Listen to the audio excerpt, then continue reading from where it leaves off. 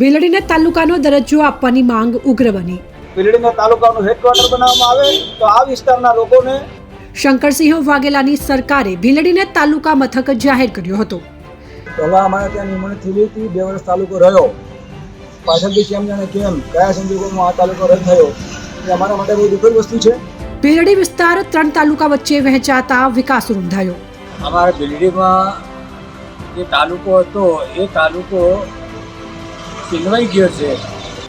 આજ સુધી વર્ષો જૂની માંગ હજુ અધ્ધર તાલ રહેવા પામી છે. ભીલડીની આજુબાજુ 40 ગામડાઓ રહેલા છે.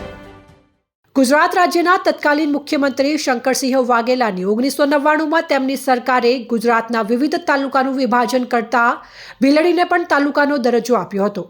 પરંતુ ત્યારબાદ 2001ના વર્ષમાં તાલુકાનો દરજ્જો રદ કરવામાં આવ્યો હતો. ત્યારથી આજ સુધી વર્ષો જૂની માંગ હજુ અધ્ધર તાલ રહેવા પામી છે.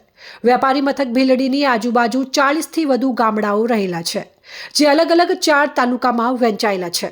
40થી વધુ ગામડાઓનો ધંધાકીય વ્યવહાર ભીલડી સાથે સંકળાયેલ છે, જ્યારે સરકારી અને વહીવટી કામકાજ અન્ય તાલુકાઓ સાથે રહેલા છે, જેથી અનેક મુશ્કેલીઓનો સામનો કરવો પડી રહ્યો છે.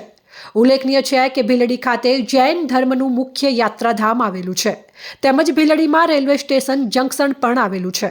40 ગામડાઓને જોડતું માર્કેટ યાર્ડ પણ આવેલ છે. નેશનલ હાઈવે નંબર 27 ભીલડી વેપારી મથકેથી પ્રસાર થાય છે.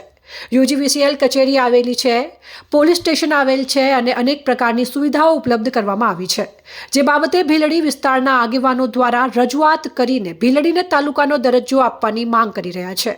હું રઘુભાઈ રાજગોર, ભારતીય જનતા પાર્ટીનો આગેવાન, ભીલડી ને તાલુકા માટેની રજૂઆત ગુજરાત સરકારને કરું છું. ભીલડી એક એવું સેન્ટર છે કે 3 તાલુકામાંથી લોકો અહીંયા ખરીદી કરવા માટે આવે છે અને ખરીદી કરે અને એ લોકોને ડીસા તાલુકો છેટો પડે એટલે અહીંયા Aadhaar card, PAN card, ration card એના માટે ડીસા જવું પડે. ભીલડી તાલુકો મળે એવી મારી લાગણીઓ છે. હું દિનેશભાઈ નટવરલાલ મોદી, ભીલડીને તાલુકો મળે એ માટે અમારી સરકારશ્રીને વિનંતી છે કે અહીંયા વિકાસશીલ ભીલડી હોવાના કારણે તાલુકો મળવો જોઈએ. ભીલડીના આજુબાજુ ગામડા કેટલા હશે? આજુબાજુ 40 ગામડા આવેલા છે અને ભીલડી એક મોટું સેન્ટર છે, વિકસિત એરિયા છે, વિકસિત ભીલડી છે, માટે ભીલડી તાલુકો બનવો જોઈએ એવી અમારી સરકારશ્રીને નમ્ર વિનંતી છે. હું વિજયસિંહ રાઠોડ, અર્બન કોઓપરેટિવ સોસાયટીના ચેરમેન તથા ભીલડી કેમિસ્ટ એસોસિએશનના પ્રમુખ. મારી ખાસ વિનંતી છે કે જે છીનવાઈ ગયેલો તાલુકો હતો એ ફરીથી ભીલડીના તાલુકાનો દરજ્જો આપવામાં આવે તો ભીલડીની આજુબાજુ CSC સેન્ટર મોટું આવેલું છે તથા ભીલડીના અંદર બે મોટી હોસ્પિટલો 20 બેડ ધરાવતી આવેલી છે તથા ભીલડીના જે દવાની જે માંગ છે એ પ્રમાણે જો તાલુકો મળે તો ભીલડીની આજુબાજુની જનતાને તાલુકાના CSC સેન્ટરનો વધારે વધારે લાભ મળી રહે એ મારી વિનંતી છે. અમારો ભીલડી તાલુકો પહેલાં અમારે ત્યાં નિમણૂક થયેલી હતી, 2 વર્ષ તાલુકો રહ્યો. પાછળથી કેમ જાણે કેમ કયા સંજોગોમાં આ તાલુકો રદ થયો એ અમારા માટે બહુ દુઃખદ વસ્તુ છે. આ તાલુકો ફરીથી શરૂ થવો જોઈએ અને આ તાલુકાને ફરીથી નિમણૂક આપવી જોઈએ. 41 ગામનું તાલુકાનું મોટું સેન્ટર છે, અહીંયા મોટું એપીએમસી ચાલે છે અને 41 ગામના લોકોનો અહીંયા અવર જવર છે અને મોટું સારું એવું માર્કેટ છે. અને આ તાલુકાનો વિકાસ થાય એટલા માટે આ તાલુકો ફરીથી નિમણૂક પામે અને આ તાલુકાને વળી પાછો દરજ્જો મળે એ અમારી માગણી અને લાગણી છે. ગુજરાતના તે સમયના તત્કાલીન મુખ્યમંત્રી શંકરસિંહ વાઘેલા 1999માં વિવિધ તાલુકાઓનું વિભાજન કર્યું હતું, જેમાં ભીલડીને પણ તાલુકાનો દરજ્જો આપ્યો હતો. પરંતુ ત્યારબાદ 2001ના વર્ષમાં રાજ્ય સરકારે ભીલડીને તાલુકો રદ કરી ભીલડી વિસ્તારના ગામડાઓને લાખણી તાલુકામાં સમાવેશ કરતા ભીલડી તાલુકાનો દરજ્જો છીનવાયો છે. ડીસા તાલુકાનું ભીલડી શહેર વેપારી મથક તરીકે ઉભરી રહ્યું છે, ત્યારે ભીલડી શહેરના ધંધાકીય રીતે સંકળાયેલા 40થી વધુ ગામડાઓનો સરકારી અને વહીવટી કામ માટે દિયોદર, લાખણી, ડીસા, કાંકરેજ તાલુકા સાથે જોડાયેલા છે. આ ઉપરાંત ભીલડી ડીસા તાલુકામાં આવેલું છે, જે 22 કિલોમીટર દૂર થાય છે અને ડીસા તાલુકો પણ મોટો હોવાથી તેનું વિભાજન કરી અલગ ભીલડી તાલુકો બની શકે છે. હું નટુભાઈ મંગુલાલ ઠક્કર, ભીલડી વેપારી મંડળના પ્રમુખ તરીકે સેવા આપું છું. અમારું ભીલડી એ પહેલાં તાલુકા વેરાજાનું ગામ હતું. અહીંયા તાલુકાના મામલતદાર પણ હતા. આ ગામ એ મોટું એક સેન્ટર છે, મોટું વેપારી કેન્દ્ર છે.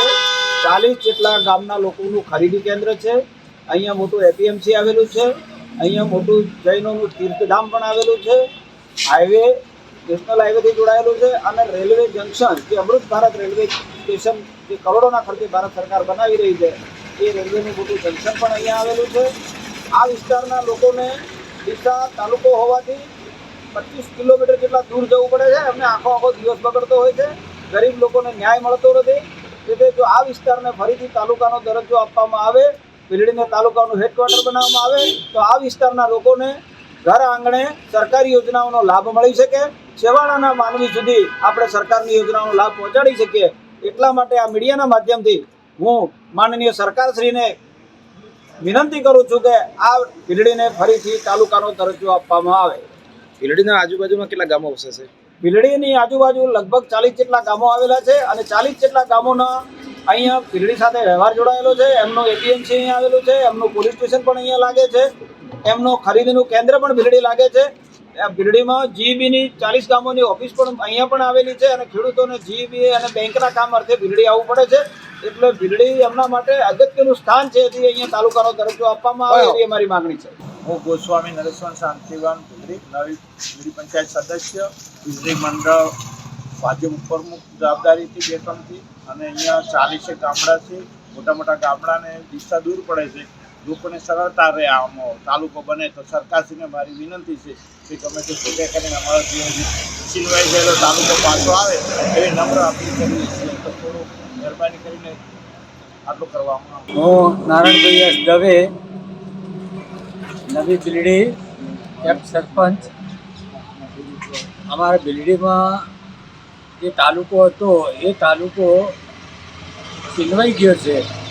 તો આ વિસ્તારને ફરીથી અમારો તાલુકો ભીલડી ગામનો તાલુકો મળે એવી ગામના આગેવાનોની અને વેપારીઓની લાગણી છે. અત્યારે આ ભીલડીમાં સરકારે રેલવે સ્ટેશન એ કરોડો રૂપિયાના ખર્ચે બનાવેલું છે અને જૈનોનું મોટું તીર્થધામ છે. એપીએમસી છે, પીઆઈનું પોલીસ સ્ટેશન છે.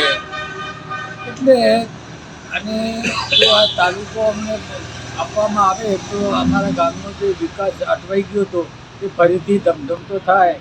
તો અમારી દરેકની વિનંતી છે કે અમને સરકારશ્રી ફરીથી તાલુકો આપે એવી અમારી લાગણી છે. હું રાજુભાઈ એચ રાજપૂત, તાલુકા પંચાયત સદસ્ય ડીસા. ભીલડીમાં વર્ષોથી લોકોની માગણી છે કે ભીલડીને તાલુકાનો દરજ્જો આપવામાં આવે. અહીંથી ડીસા તાલુકો સમથિંગ 25 કિલોમીટર, કાંકરેજ તાલુકો 20 થી 22 કિલોમીટર, દિયોદર તાલુકો 20 થી 22 કિલોમીટર દૂર થાય છે. એના કારણે લોકોને ખૂબ હાલાકી પડે છે.